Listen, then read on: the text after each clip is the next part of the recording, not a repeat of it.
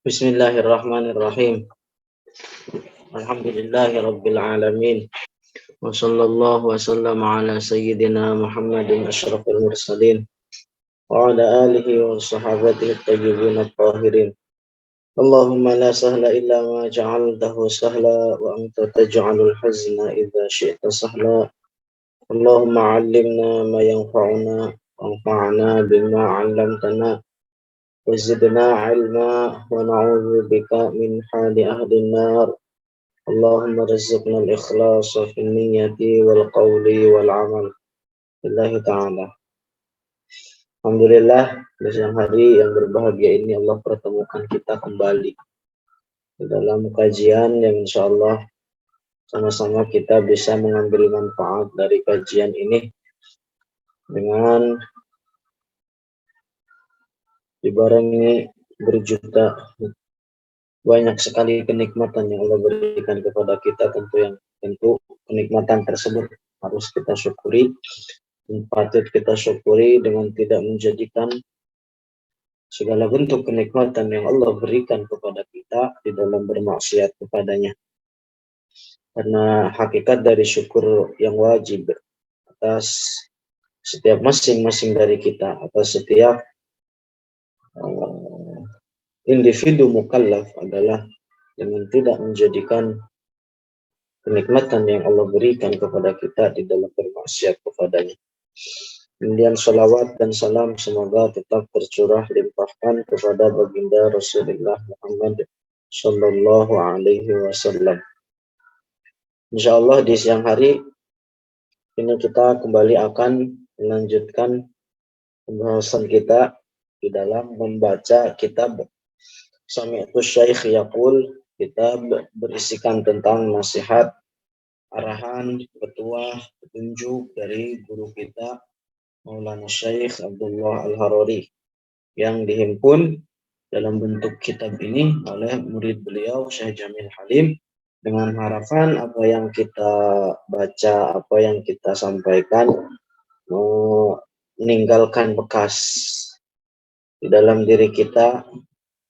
Karena sebanyak apapun nasihat yang disampaikan, siapapun yang memberikan nasihat, kalau di dalam diri seseorang itu tidak ada kesadaran, maka tidak akan pernah bermanfaat nasihat tersebut. Terakhir, semoga apa yang akan disampaikan dari nasihat-nasihat Syekh ini menjadi jalan terang bagi kita di dalam menjalani kehidupan untuk sama-sama kita mendapatkan kenikmatan yang hakiki, yaitu surganya Allah, insyaallah. Qala al-muallif rahimahullah, qala al-imam al-Harari radhiyallahu anhu, Allahu amarna bi an nunkiral munkar. Jadi Allah Subhanahu wa taala itu memerintahkan kepada kita untuk mengingkari suatu kemungkaran. Marah bukanlah suatu uzur, bukanlah suatu alasan. Ketika seseorang marah, kemudian mencaci maki ayahnya, kemudian mencaci maki ibunya, apakah ini suatu uzur? Bagaimana? Jawabannya tentu tidak. Jawabannya tentu tidak. Bagian manusia itu bagaimana mereka bisa memukul orang lain dengan cara yang zalim. Bahkan ada dari sebagian manusia yang membunuh bersama mereka dengan cara yang zalim. Bukankah ini semua disebabkan karena marah? Alasan dasar yang mereka melakukan ini semua karena sebab apa? Marah. Apakah marah tersebut menjadi suatu alasan, menjadi suatu uzur? Jawabannya tentu tidak. Allah memerintahkan kepada kita untuk mengingkari suatu kemungkaran. Inilah salah satu sifat dari umat Rasulullah Muhammad ini. Dalam Al-Quran dijelaskan, ya'muruna bil ma'ruf wa yanhauna 'anil munkar. Begitu juga ketika umat terdahulu mereka meninggalkan dari mengingkari kemungkaran, Allah balas perbuatan ini ketika mereka di dunia. Jadi kita diperintahkan untuk mengingkari kemungkaran, dan di antara kemungkaran terbesar adalah kekufuran. Jadi kita wajib mengingkari kemungkaran dari mereka yang menyebarkan kekufuran, dan tentu juga di bawahnya adalah perbuatan-perbuatan maksiat. Kita katakan kepada sebagian orang yang anti, ketika kita misalkan menjelaskan tentang permasalahan-permasalahan macam-macam kufur, ketika misalkan kita jelaskan tentang kesesatan golongan Wahabi, ada sebagian orang yang letuk atau istilahnya nggak senang dengan apa yang kita lakukan. Kita katakan kepada mereka,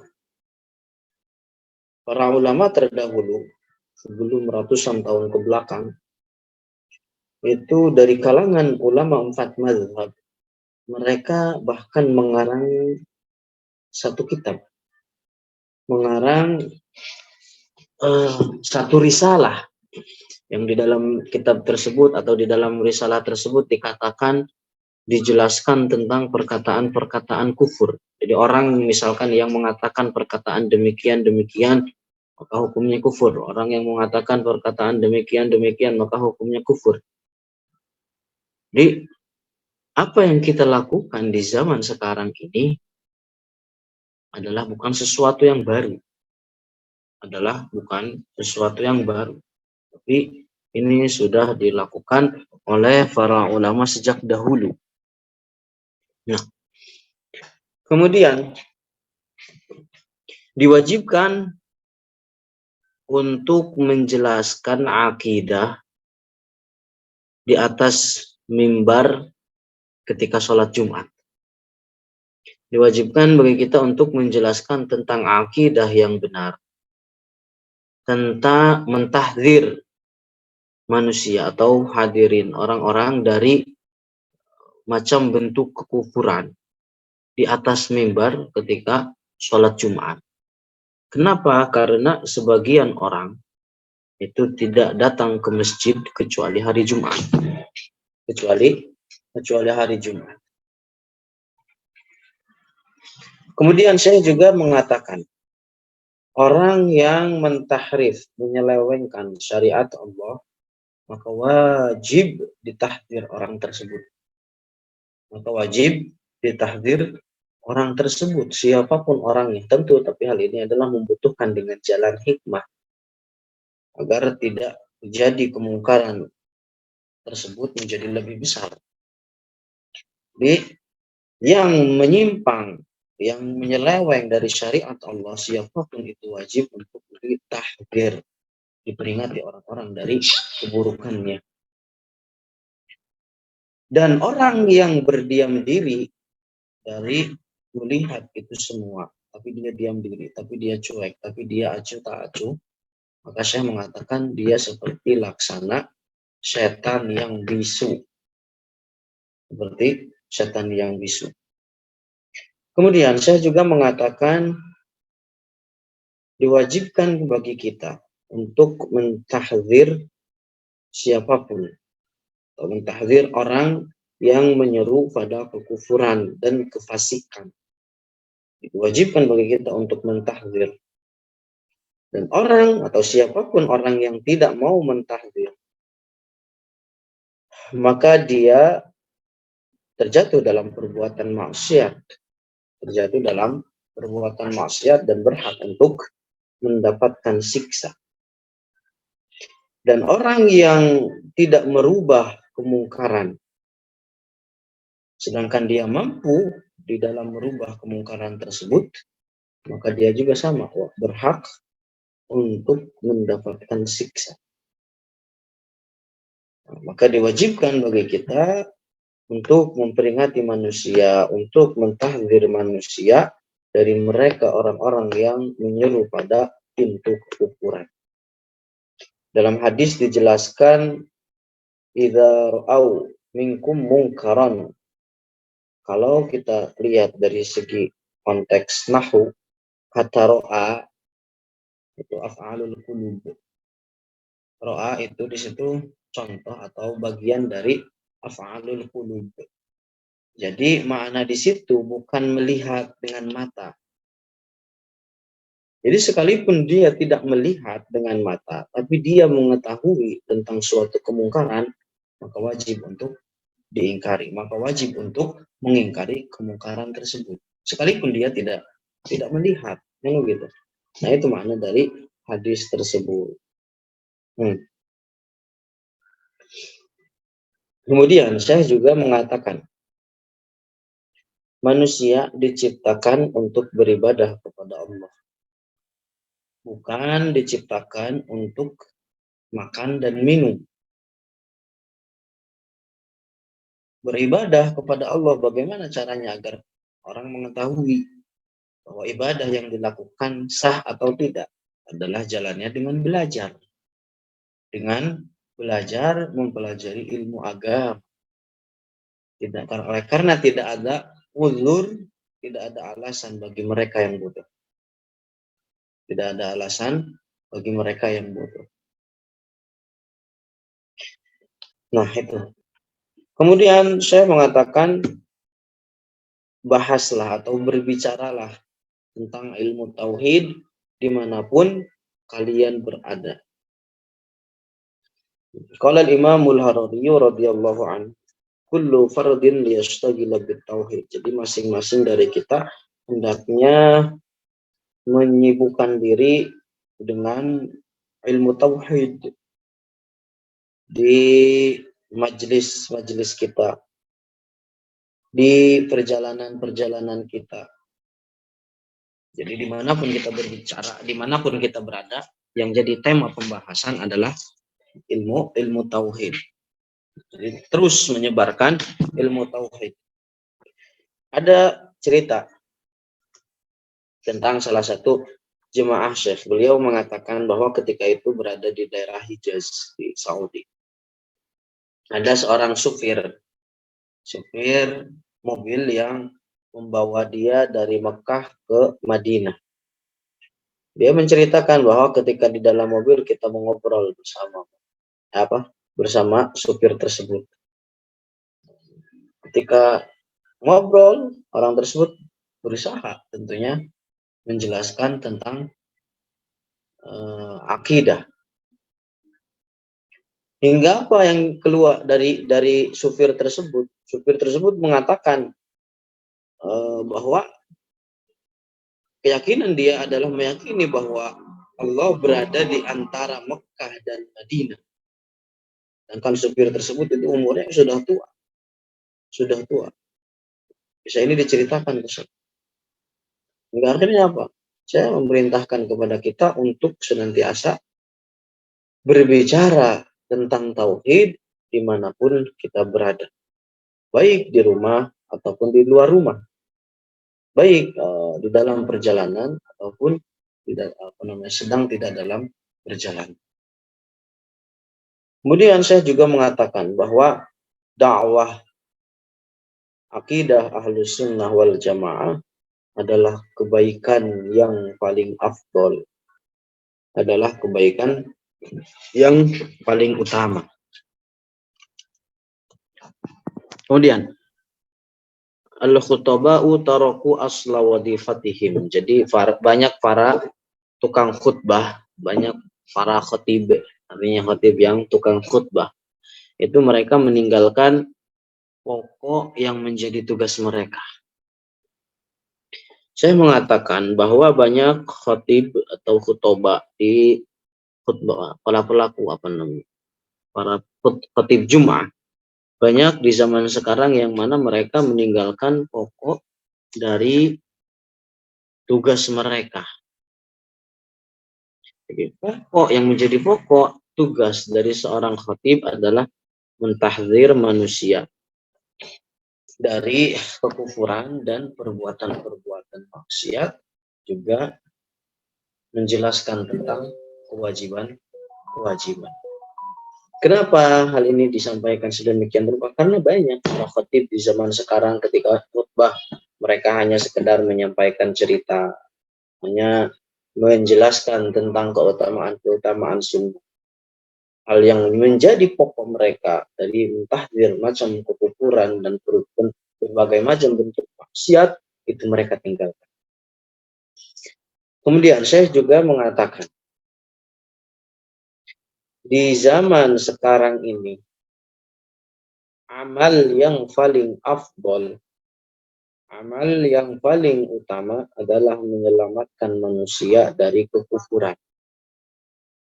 Sebagian manusia karena saking bodohnya mereka menganggap dirinya muslim, padahal pada hakikatnya mereka adalah orang-orang kafir. Jadi bentuk perhatian seseorang terhadap ilmu tauhid di zaman sekarang itu adalah amal yang paling afdol.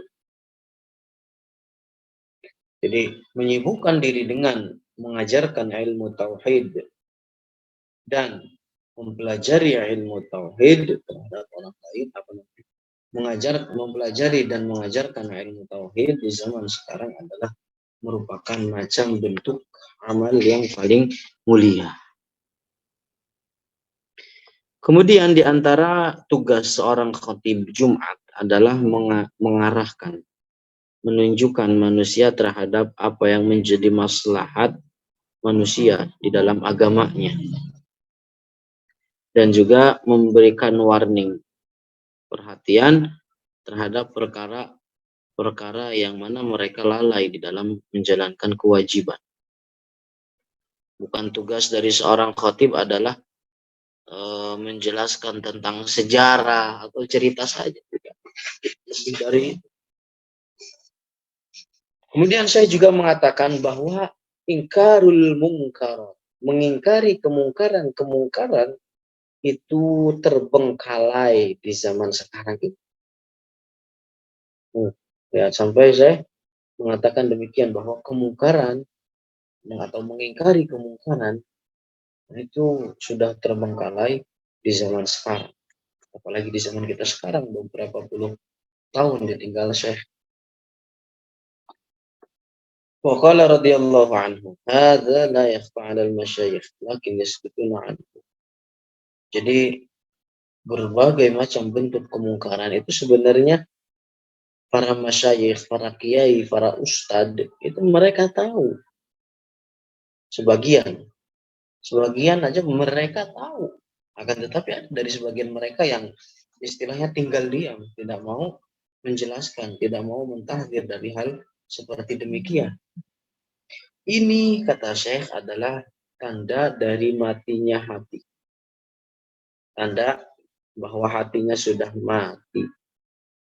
Jadi hati mereka mati meskipun orangnya masih hidup.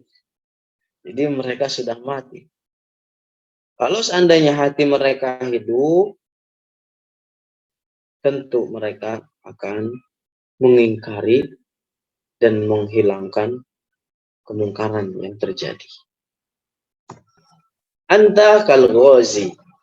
Sini saya menjelaskan bahwa kamu itu seperti tentara perang. Saya suatu ketika mengatakan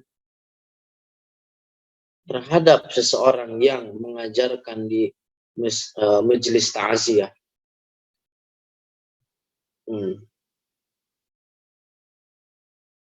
Sehingga akhirnya diceritakan kepada saya bahwa tentang seseorang yang mengajarkan akidah, mengajarkan tauhid, dari mentahdir manusia dari kekufuran dan berbagai perbuatan maksiat.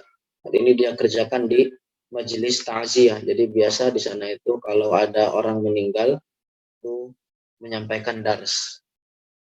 Cerita ini diceritakan ke saya. Hingga akhirnya apa? Orang tersebut dibilang oleh Syekh, anta kal ghazi, kamu itu seperti pemimpin perang yang sedang berperang. Seperti orang yang sekarang telah pulang dari medan perang. Kamu seperti orang yang pulang dari berjihad melawan orang. Lihat, bayangkan orang ngajarin akidah, ngajarin tauhid, tentu hal ini bisa menjadi pecut, bisa menjadi motivasi bagi kita.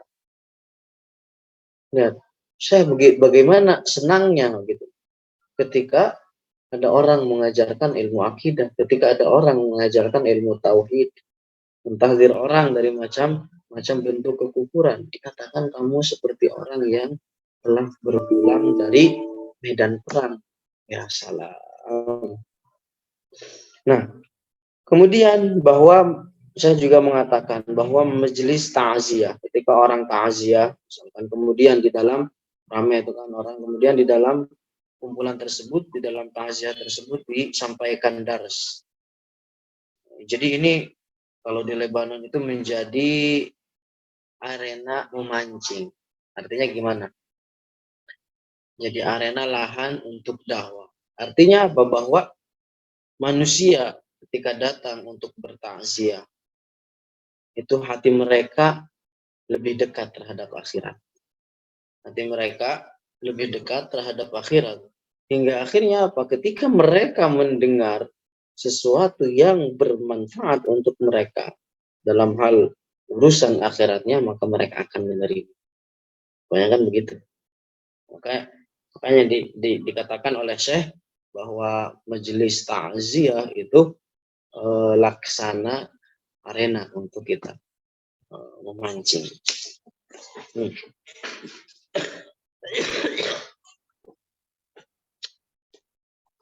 Nah, jadi kemudian saya juga mengatakan bahwa hal yang diwajibkan atas seorang pendakwah menjaga akidah ahli sunnah, kemudian menjelaskan tentang kekufuran-kekufuran.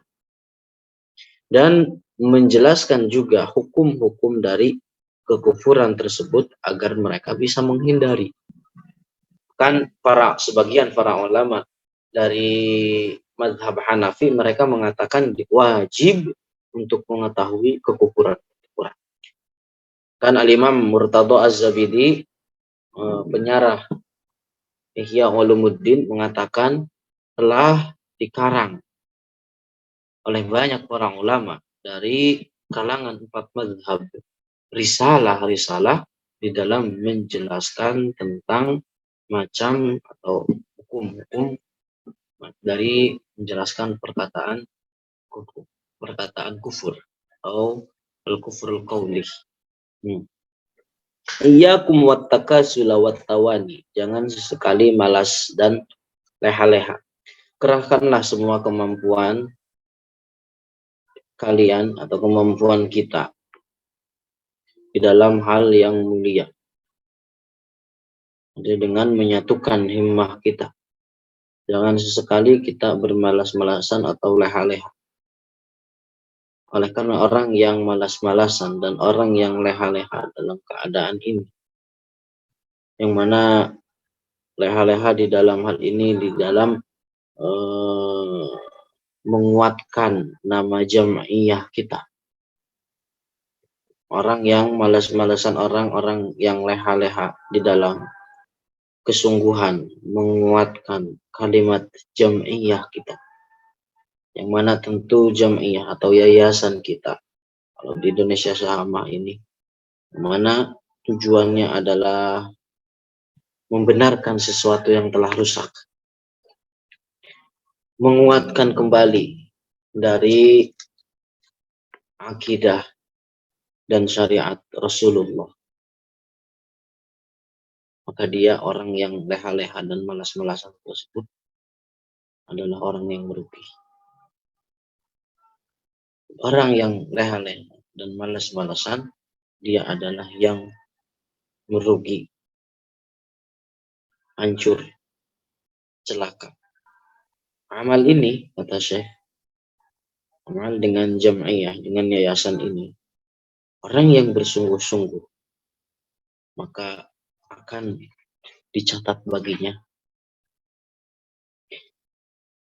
di dalam buku catatannya tentang bahwa orang tersebut telah melakukan banyak menghidupkan kembali akidah dan syariat Rasulullah.